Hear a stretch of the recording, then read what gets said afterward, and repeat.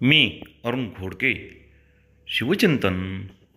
शिवरायांच्या पाशी समयसूचकता, कुशल नेतृत्व, साहस, अत्यंत कडक कठोर शिस्त या बाबी तर होत्याच.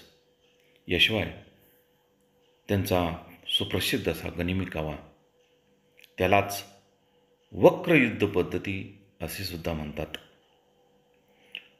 या बाबी होत्या.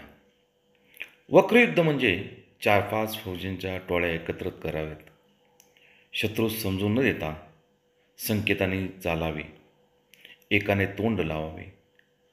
ते परसैन्य अल्पसैन्यावरती घेघे मार करीत उठले, मग त्या लोकांनी पळ काढावा.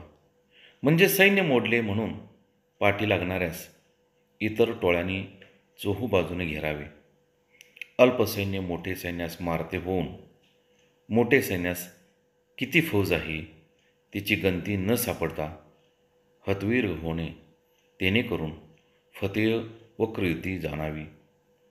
वक्रयुद्धाला अत्यंत अनुकूल असा सह्याद्रीच्या दऱ्याखोऱ्यांचा भूप्रदेश असल्याने शिवरायांनी याच पद्धतीचा आश्रय करण्याचे ठरवून अनेक शत्रूंना इथे गारद केले.